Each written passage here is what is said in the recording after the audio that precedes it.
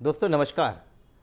वक्फ संशोधन बिल 2024 जिसका नया नाम उम्मीद रखा गया है, शायद वक्फ बोलने से कुछ ऐतराज़ होगा, इसलिए नया नाम रखा गया है United Waqf management empowerment efficiency and development act 1995।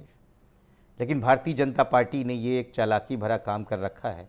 जिस प्रकार से वक्फ की जितनी भी ज़मीनें हैं उसको किस तरीके से सरकार के अधीन करके शायद हो सकता है किसी को लाभ पहुंचाने या अपने कारोबारी मित्रों को देने की तैयारी हो रही है। क्योंकि वक्फ संशोधन बिल तो लोकसभा में वैसे भी पास हो गया होता, क्योंकि जनता दल यूनाइटेड और तेलुगु देशम पार्टी पहले से इनके साथ में था। फिर अचानक जेपीसी में क्यों डाला गया? क्या ये भारतीय जनता पार्टी की चालाकी थी, या फिर भारतीय जनता पार्टी इसके थ्रू एक पूरे देश में एक मीडिया ट्रायल करना चाहती थी और ये देखना चाहती थी कि किस प्रकार से हिंदू मुस्लिम हो के एक बहुसंख्यक आबादी हमारे साथ खड़ी हो जाएगी? क्योंकि जेपीसी में जो भी बात विपक्ष ने दी, इंडिया अलायंस ने करी, वो तो इन्होंने मानी नहीं। क्योंकि जगदम्बिका पाल जो इसके चेयरमैन हैं, उन्होंने साफ साफ बोला कि जितने भी विपक्ष के संशोधन आए थे वो बहुमत के हिसाब से गिर गए, इसलिए नहीं आए। तो साहब, बहुमत तो आपके पास पहले ही था। 31 मेंबरों की ये जेपीसी, जिसमें जगदम्बिका पाल चेयरमैन है, वो 32वें मेंबर है और वो खुद भारतीय जनता पार्टी के हैं।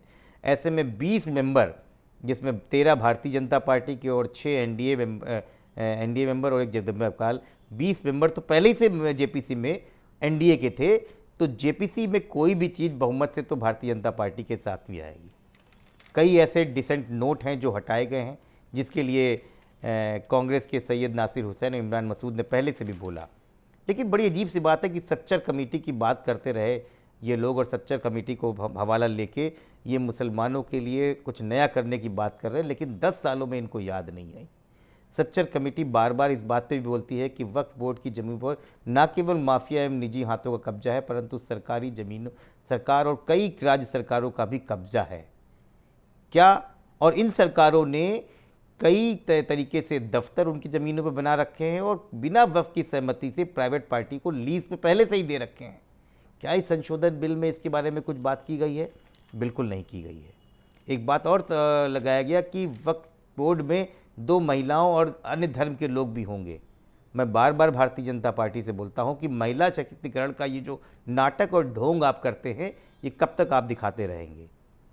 क्योंकि क्या आप किसी भी धर्म के ट्रस्ट, खासकर हिंदू धर्म के ट्रस्ट में आप किसी और धर्म के लोगों को ले पाएंगे? श्राइन बोर्ड में आपने किसी मुस्लिम को लिया है क्या? क्या राम मंदिर ट्रस्ट में आपने किसी मुस्लिम को लिया है क्या? फिर आपने एक ऐसी रेगुलेशन क्यों बनाई? और रही बात महिलाओं की, मुझे बहुत अच्छा लगा कि आपने ट्रस्ट में महिलाओं को लेने के लिए बात करी, लेकिन राम मंदिर ट्रस्ट में तो एक भी नहीं महिला थी। ऐसा क्या हो गया था? आरएसएस में तो आज तक कोई महिला अध्यक्ष नहीं बनी। ऐसा क्या हो गया है? भारतीय जनता पार्टी में तो एक भी महिला नहीं थी। ऐसा क्या हो गया था? आरक्षण, महिला आरक्षण बिल में तो आपने पिछड़ों, दलितों, अल्पसंख्यकों को आरक्षण नहीं दिया, लेकिन यहाँ आपको बहुत ज़्यादा तकलीफ हो रही थी। और ये वही भारतीय जनता पार्टी है जो सबरीमाला के मंदिर में महिलाओं को जाने के लिए जब सुप्रीम कोर्ट का ऑर्डर आता है तो उसका अपोज अमित शाह वहाँ जाके करते हैं। तो इसलिए ये झूठा नाटक करना बंद कीजिए। वक्फ बोर्ड पे वो सारी पार्टियाँ जो भारतीय जनता पार्टी के साथ में हैं, उनको अपने सेकुलर होने का सबूत भी देना पड़ेगा, और इस देश में सांप्रदायिकता के नाम पे जो जहर फैलाया गया है उसको बढ़ाने का इल्ज़ाम भी सदियों तक उन पर लगेगा। धन्यवाद।